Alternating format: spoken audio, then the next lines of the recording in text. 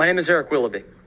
I'm a senior in high school and I come to you today from North Mecklenburg County. I'm 17.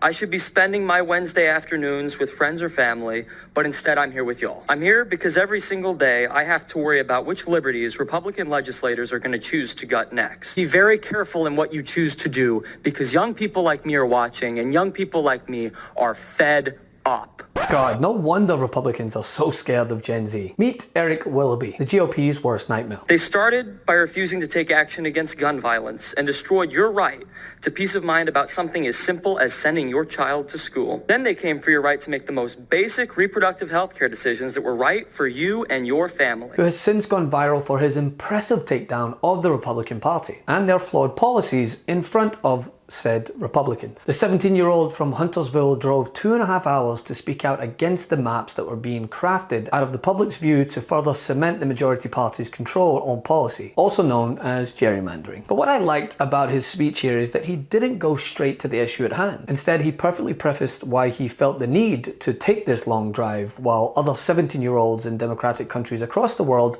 are doing things that normal 17-year-olds do, not spending their time trying to hold public officials to account. And the reason he did so is because he doesn't trust GOP officials. I mean, why would he? These are the people that fail to work in the best interest of their constituents and just for the few. The same Republicans who at every step are coming to strip the liberties of marginalized groups. And most of Gen Z are awake to this and they're not going to stand for it.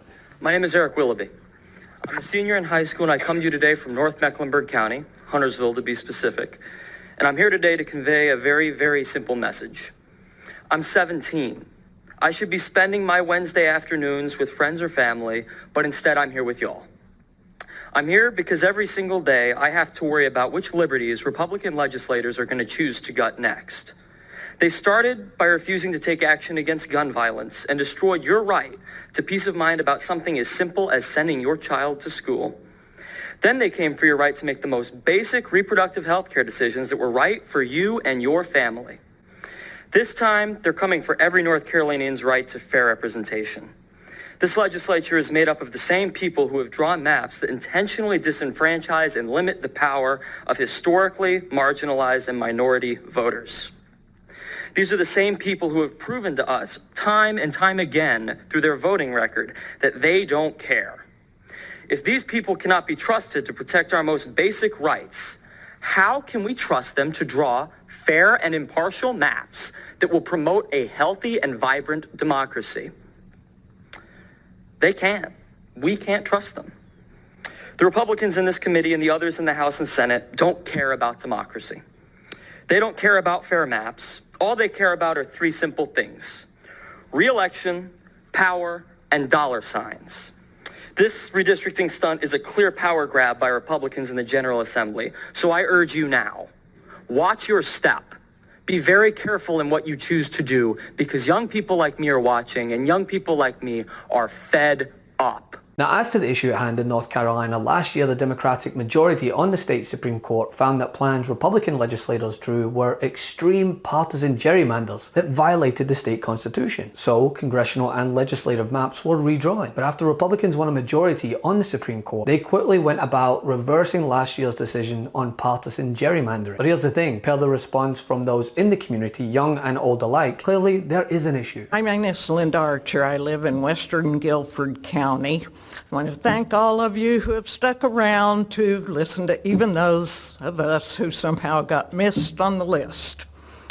So I moved to North Carolina in 2015. So my first experience of voting was in the primary of 2016. I was very diligent because I'd never been here before. I looked up all the information I could. I found the candidates I wanted to vote for. I went and voted. And then I was told, oh, it doesn't make any difference who you voted for the House of Representatives. You'll be in a different district by the time November comes around. What was my first impression of North Carolina? Uh-oh, I've moved to crazy town. And it wasn't just the youngster Eric who made his voice heard. Countless others in the community spoke out against these efforts. And you know, it hadn't gotten any better since. Every time I turn around, I'm in a different district.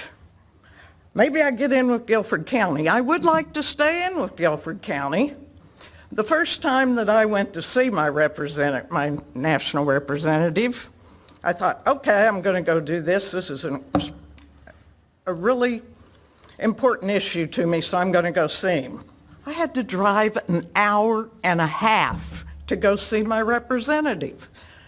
So I would ask you to keep Guilford County whole, put as much as Winston-Salem in there as you can. All the other metropolitan areas, try to keep those whole too. We need people who represent the people who they have in their district. Good evening, Mr. Chairman and members of the committee. I'm Karen Alexander, a resident of Johnston County. I'm speaking here today on behalf of myself and my family, and especially my grown children and grandchildren. I have exercised my right to vote in the 4 states and District of Columbia that I've lived in over the last, I won't say how many, but since I was 18. And I am a proud North Carolinian, not natively so, but proud to be here, want to stay here. I'm the descendant of people who were enslaved in this and 2 other states, people who were denied the freedoms and privileges considered inalienable, but only for very few.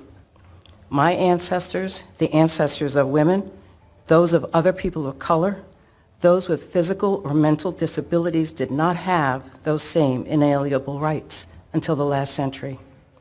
How does one enjoy life, liberty, and the pursuit of happiness if not allowed the full participation in our democracy? Electoral maps drawn in a manner that fails to make it possible for every eligible citizen an equal opportunity to vote fails to fulfill the promise of democracy. There is no more fundamental right of our political system than one person, one vote. We are supposed to pick our representatives, not the other way around. Show the respect to North Carolinians we deserve, please, by upholding that principle. My 7-year-old grandson recently asked me, "Nana, why are some white people mean to black people?" He's too young for me to explain the history of racism in America, so I said, "Have you ever played a game with friends when one friend always wanted to win or be the one to go first or wouldn't share the ball?" He nodded yes. "Well," I said, "Thank you. That's what sometimes happens in America." And this is what Republicans should come to expect a whole lot more of, especially as they try to carry out their old, tiresome tricks. Today, generations are awake to it and they're not going to sit idly by, especially people like Eric, who are part of a group that voted at a higher rate in its first midterm election than any previous generations did at that age. Election day was a good day for Gen Z. This was the second highest turnout for young voters in midterm elections in the past 30 years. Maxwell Frost is also now projected to become the first ever Gen Z member of Congress. Future is at stake. The issues that were driving young people to the polls determine their future. And I think seeing some of the key races yesterday play out, I think what we're seeing in Georgia is a perfect example of how Gen Z is doing their best to make their voices heard. Gen Z favored Senator Warnock by 29 points. And I think a large reason why we're headed to a runoff in December is because Gen Z showed up. The issues that we've been talking about so much this election cycle, abortion, climate change, inflation, gun violence, these are the issues that are motivating young people to make their voices heard. And these are really the issues that impact our day-to-day lives and resources. And I cannot wait to live in a world that's run by Gen Z, and so many other candidates won their races at the state and local levels yesterday. I'm really optimistic for what this means to be able to bring our country back together. So no wonder Republicans are running scared. Hey Meidas Mighty, love this report? Continue the conversation by following us on Instagram @MeidasTouch to keep up with the most important news of the day. What are you waiting for? Follow us now.